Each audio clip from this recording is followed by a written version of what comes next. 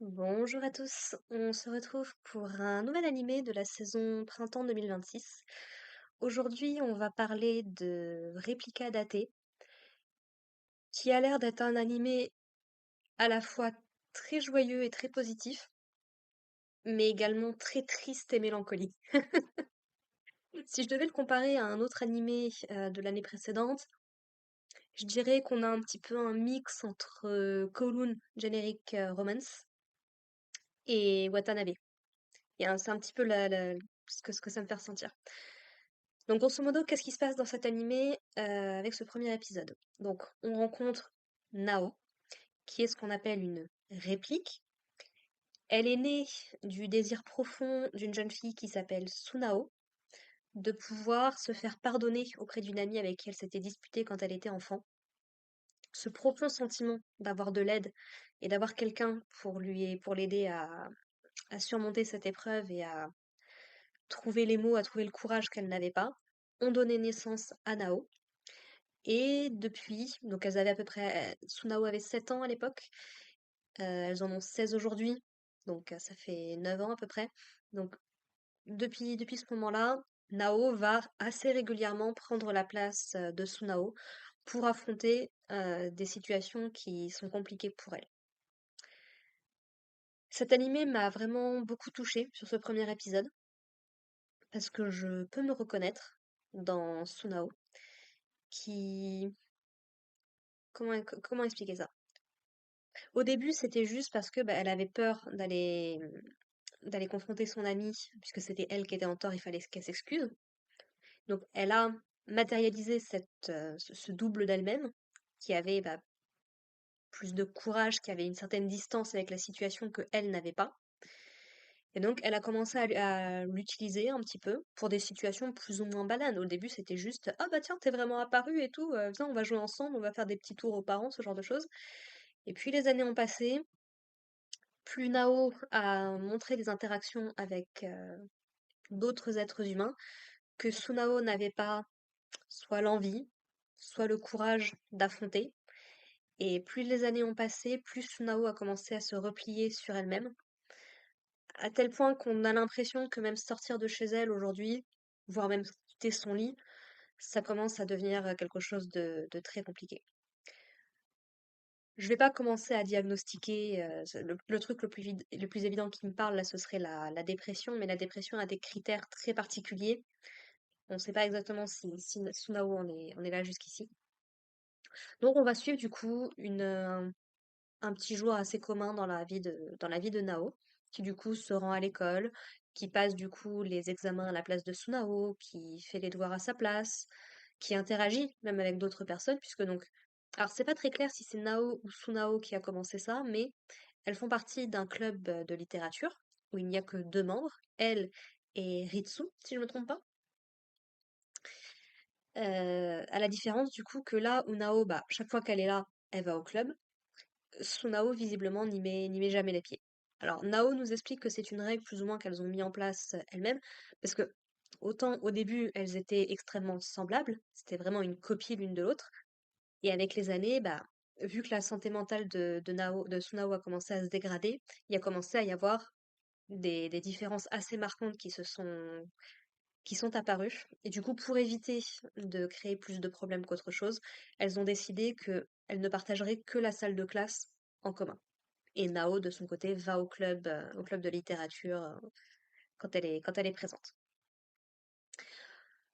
Donc, on va avoir un petit jour assez classique et Nao va faire plus ou moins une nouvelle rencontre. Donc, Nao va faire la rencontre de Sanada, qui est un jeune garçon qui d'une certaine façon est également un reflet de ce que vit Sunao de son côté, puisque donc c'était un jeune garçon qui était très prometteur dans le basket, je crois, si je me trompe pas, qui a été victime d'un accident. Je crois pas qu'on a de détails là-dessus, qui vient tout juste de revenir à l'école, mais on voit qu'il y a encore des conséquences, notamment puisque il boite. Alors on le voit vraiment qu'au début de l'épisode quand il est présenté, mais on voit qu'il boite et par le plus grand des hasards, il va décider de rejoindre le club de littérature, ce qui laisse potentiellement à penser qu'il ne peut plus pratiquer de basket. En tout cas, que là, ça va être, ça va être compliqué jusqu'à l'année prochaine. Donc il décide de rejoindre le club de littérature, même si, bon, les livres, c'est pas particulièrement son truc, quoi. Enfin, il peut en lire, mais sans que ce soit sa passion non plus, quoi. Ça va pas être le rat de bibliothèque qui va dévorer toutes les, tous les livres sur lesquels il va tomber, par exemple. Et donc, du coup, bah voilà, il va nouer une petite relation avec Nao et avec Ritsu. On va même avoir une petite interaction assez choupie entre lui et Nao à la bibliothèque, où justement, bah, Nao lui propose d'essayer de lui trouver un livre qui pourrait lui plaire. Donc, ils vont avoir une petite discussion sur un texte qu'ils ont lu, avec un, pas un proverbe, mais une citation assez importante, du genre quelqu'un qui n'a pas d'ambition n'est qu'un idiot, en fait, globalement. Ce qui définit beaucoup, malheureusement, Sunao. C'est lui qui, malheureusement, ne peut plus pratiquer l'activité qui, semblerait-il, était ce qui lui plaisait le plus, bah, continue quand même d'avancer, de, a décidé d'aller dans un nouveau club, de ne pas rester stagnant, en fait, là où Sunao, de son côté, est complètement emprisonnée dans tous ces sentiments négatifs qu'elle a autour d'elle, et qui, du coup, n'arrive plus à aller de l'avant, quoi. Donc, j'ai trouvé comment dire, j'ai trouvé ça assez sympathique. On en apprend également un petit peu plus sur le personnage de Nao, sur sa condition en tout cas de réplique, dans le sens où tout ce qu'elle mange et tout ce qu'elle boit, par exemple, n'a pas d'influence réelle sur le monde une fois qu'elle a disparu. Donc en gros, c'est Sunao la manifeste dans cette réalité-là, et quand elle a décidé qu'elle devait partir, elle s'en va, elle disparaît. Nao n'a pas l'air d'avoir de souvenir d'entre ces deux périodes, mais elle est capable d'accéder aux souvenirs de Sunao. C'est d'ailleurs par rapport à ça que les livres l'intéressent, c'est que quand elle sonde les souvenirs de Sunao pour essayer de savoir un petit peu ce qui s'est passé, ce qui a pu l'intéresser, euh, les choses apparaissent en gros mots assez visibles, comme sur des livres en fait. Donc voilà, les livres ont toujours eu la capacité à la calmer. Pareil au niveau de ses vêtements, donc elle apparaît vraiment en miroir de Sunao, c'est-à-dire que peu importe la coiffure ou les vêtements que Sunao aura au moment où elle manifeste Nao, Nao les aura exactement.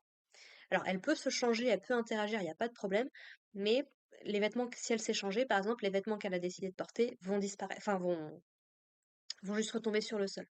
Alors que les vêtements avec lesquels elle est manifestée disparaissent avec elle. Il y a tout un truc là-dessus. Donc voilà, elles ont mené quelques petites expériences quand elles étaient petites, et apparemment, semblerait-il que personne n'a jamais fait la différence. C'est là, je pense, où c'est intéressant que Sanada intervienne, puisque lui, donc on le voit à la fin de l'épisode en tout cas, puisque donc le club n'a pas vraiment de budget pour avoir une vraie clim. Puis au Japon, de ce que j'ai cru comprendre, la climatisation, c'est pas forcément le truc au top. C'est pas comme si en France c'était forcément beaucoup mieux, en tout cas dans les écoles où j'ai été. Et donc du coup, elle pensait à acheter un ventilateur en remplacement pour celui qui était en train de mourir. Et du coup, bah, Sanada, il en a un qui est en train de prendre la poussière chez lui, donc il propose d'en ramener. Sauf que du coup, le lendemain, quand il le ramène et qu'il veut parler avec Nao, et ben c'est Sunao qui est retourné à l'école. Et donc du coup, bah, elle ne sait pas de quoi il parle, et ça le rend assez confus. Et l'épisode se termine là-dessus. Donc ouais, non, c'est un animé qui, avec ce premier épisode, m'intéresse plutôt pas mal. Traite de thématiques très intéressantes sur l'identité, sur la dépression, sur le renfermement de soi, sur les interactions avec les autres, plein de sujets qui, moi, c'est les trucs qui me plaisent.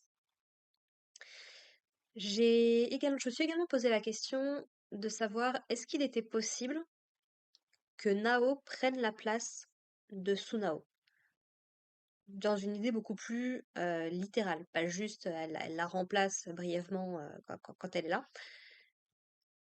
puisque qu'est-ce qui fait que Nao et Sunao arrivent à différencier qui est la copie, entre guillemets, et qui est l'original? Parce que si, la première fois que Nao est apparu, bah, c'était clairement Sunao qui était, entre guillemets, la personnalité dominante, et Nao qui était bah, juste là pour combler les trous, quoi.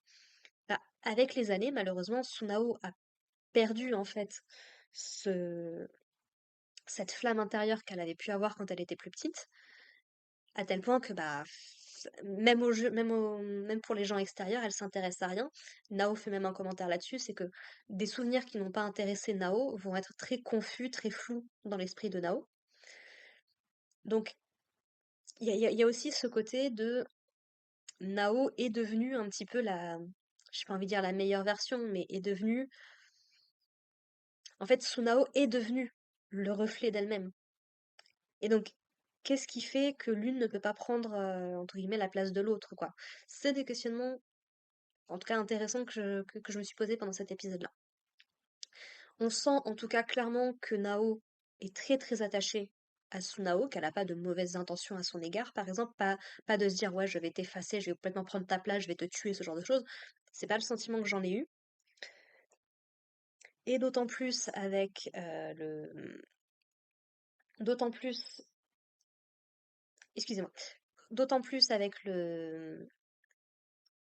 l'opening et l'ending, je pense que malgré tout la froideur qu'elle peut montrer, je pense que Sunao compte encore beaucoup sur Nao pour, pour l'aider, pour lui permettre, d'avancer quoi, globalement. Donc non, ça va être un animé plutôt sympa, je pense, avec une petite dose de romance, visiblement, entre Sanada et Nao à minima. Donc ouais, très très hâte de voir, sur quoi ça va partir. Sur ce, eh bien écoutez, merci de m'avoir écouté. Si suivre cet animé avec moi vous intéresse, bah écoutez, n'hésitez pas. N'hésitez pas également à me dire ce que vous en avez pensé dans les commentaires. Si vous avez des petits trucs à dire, je suis preneuse. Et puis ben, en attendant, écoutez, on se retrouve la semaine prochaine pour parler de l'épisode 2. Portez-vous bien, prenez soin de vous, prenez soin de vos proches, et puis à la prochaine. Allez, bye les gens.